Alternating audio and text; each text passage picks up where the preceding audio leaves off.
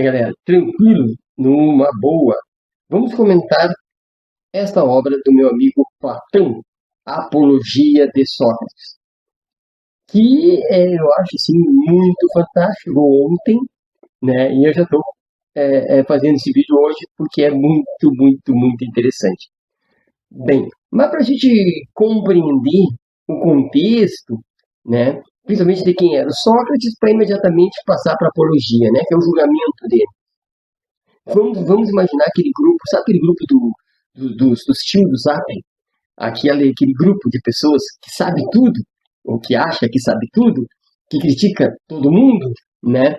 E principalmente tem a característica de achar que sabe tudo. Agora vamos colocar nesse grupo do tiozinho do Zap, vamos colocar uma figura.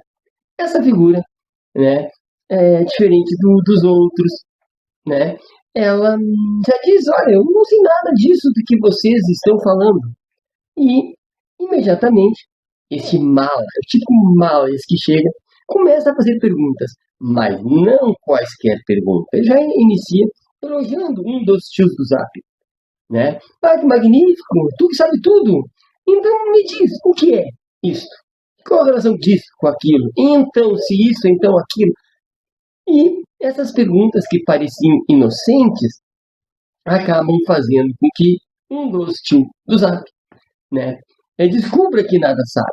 E isso é doloroso, é um parto, né? É doloroso, porque a pessoa, junto aos outros, quer provar que sabe e não consegue. Óbvio que este mala questionador que chega e não tem medo de ser chato, esse mala que não tem medo de perguntar, até porque ele já disse que, olha, eu não sei nada, né? Esse cara passa a ser odiado por esse grupo dos tios do Zap.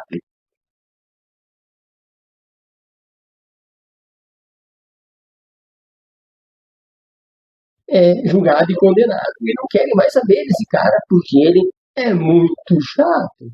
Pois bem, imagine uma sociedade cheia de tios do Zap, né? E Sócrates essa figura que questionava, é a mosca que ficava nos ouvidos de todo mundo, incomodando. Por quê?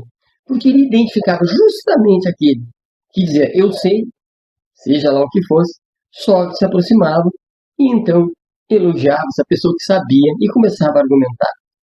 Ora, no final das contas, essa pessoa tinha que admitir que não sabia. Agora vamos complicar. Essa figura, Sócrates, no momento em que ele foi julgado, apologia do Sócrates, ou seja, o momento em que ele se defende de acusações, é um momento em que, logo após a Grécia ter perdido a guerra do Peloponeso, logo após a tirania dos 30, né, que eram 30 tiranos que mandavam matar, faziam horrores, e Atenas estava se livrando disso, então estavam saudades da democracia. Pois Sócrates continuava questionando, inclusive questionava a própria democracia. Afinal, Sócrates entendia que, ora, o governo de todos, se dentre esses todos há muito ignorantes, nós temos um problema com a democracia. Então, não seria melhor uma democracia comandada, orientada pelos que sabem algo, pelos melhores?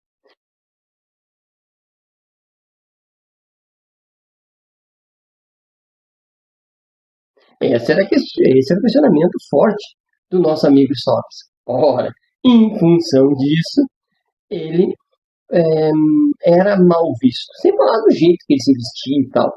Então, ele acaba sendo levado a julgamento. E ele vai tranquilamente, ele se expõe e vai e questiona as pessoas que o estavam acusando. Mas acusando do quê? De impiedade, não, né? Não tinha fé nos deuses. E também ele, é, ele agia sobre a juventude, tornando-as, então, incrédulas ou más cidadãs, porque, afinal de contas, né, elas aprendiam a questionar. E se questiona, não tem fé suficiente na polis. Se questiona, não tem fé suficiente nos deuses. Ora, então, Sócrates era algo ruim para para a sua cidade, porque ensinava as pessoas, ora, a criticarem. Pois bem, ali é dito que ele não crê nos deuses, que ele seduz os jovens, né? E ele vai, ao invés de fazer uma defesa tradicional, inclusive com a linguagem tradicional, quer dizer, todas as vezes que haviam julgamentos, as pessoas tinham uma linguagem mais rebuscada ou mais preparada. E Sócrates diz, não, eu não vou usar disso. Né? Eu vou continuar usando minha linguagem de sempre, que é o diálogo, né? Que é a maiêutica socrática.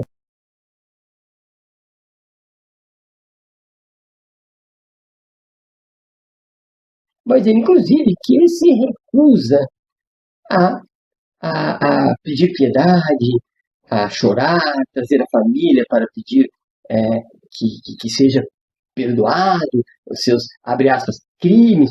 Só que você vai dizer, não, eu sigo a minha consciência, eu busco a verdade, e se eu morrer em função de uma verdade, que assim seja, porque eu não tenho interesse algum em negociar a verdade. Ele chega a dizer, né, que ele é daimonion, que na verdade é uma inspiração que ele tem reflexos do Deus, que ele diz que segue o Deus, né? Provavelmente Apolo, né? Ele segue o Deus, então ele teria essa inspiração desde pequeno. E, curiosamente, essa inspiração ela era negativa. Como assim? Ela dizia o que ele não deveria fazer. Nunca disse o que ele deve fazer, mas o que ele não deve fazer. E, curiosamente, ele diz aos seus jogadores que essa inspiração não disse para ele não ir ao julgamento. Não disse para ele evitar a verdade. Não disse para ele não usar uma linguagem diferente daquela que ele usava. Portanto, ele se sentia autorizado. Tem uma expressão interessante que é a parresia, né? Ele se utilizou da parresia. Parresia é quando eu falo a minha verdade, independente do poder da pessoa, né, a qual a minha fala agride, né? Ou atinge. Não importa. Então, ele se utilizou da parresia, se utilizou da ironia, se utilizou da sua vontade de estar próximo da verdade. Segundo ele, né, tudo isso aconteceu porque lá no templo, a pitonisa havia dito que ele era o mais sábio dos homens. Então ele se sentiu autorizado pelo Deus, né? Já que a pitonisa disse a ele que ele era o mais sábio dos homens, a testar, seria eu o mais sábio dos homens? Descobre ele que, como ele sabe que não sabe, ele é mais sábio. Porque as pessoas que diziam que sabiam, não sabiam. E ele sabia isso como? Através dos seus argumentos, através do diálogo, através da dialética. E ele usa, gente, contra os seus acusadores e contra os seus juízes, que eram 500 juízes, né? Era assim na Grécia, em Atenas clássica, né? Eram julgados, as pessoas eram julgadas por 500 juízes. E ele usa da ironia. Ora, meus amigos, o que acontece? Não é fácil saber que seus argumentos são fracos. Assim sentiu os juízes, assim sentiram os seus acusadores. Portanto, ele foi condenado.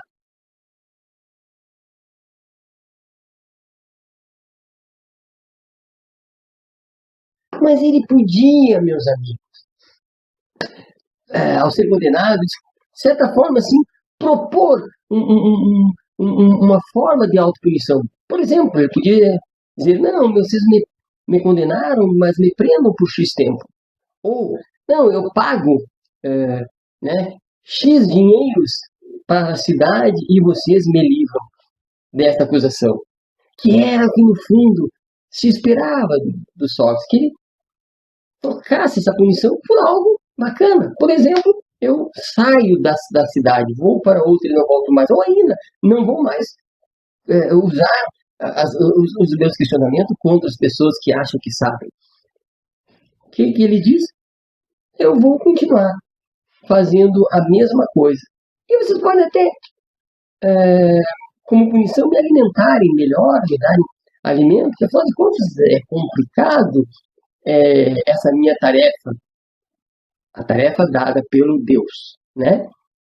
O que acontece? Tem a pena de morte. Então ele é condenado à morte. Então vejam, o que a gente pode tirar de tudo isso, né? Primeiro, que realmente dizer que sabe aquilo que não sabe é um problema, porque tem vários Sócrates por aí. Também é interessante falar sobre a coragem. A coragem de quê? Né? De se, se tu tem uma necessidade de saber as coisas, do ponto de vista filosófico, é preciso pagar um preço, né? E o preço talvez seja a antipatia de muitos, mas faz parte. Então, convido vocês, ou, né, a todos, a lerem esse livro e se colocarem na ora no personagem Sócrates, sendo injustiçado, mas sendo corajoso, ora na situação de quem acusa, porque nós podemos ser quem acusa alguém, né? Uma acusação sem sentido, falsa, e pior ainda, se põe na situação de alguém que acusa falsamente e obtém sucesso. Olha que terrível. Acusa falsamente e consegue condenar alguém por algo que é falso. Então convém ainda no século XXI ler com cuidado, ler se pondo nos vários papéis que ali se apresenta, né? E ao se colocar em cada papel, ver se conseguimos continuarmos sendo íntegros no final dessa colocação nossa em vários papéis, seja acusadores, seja defensores, enfim. Então, fica a dica, vamos lá, vamos ler o livro. Feito!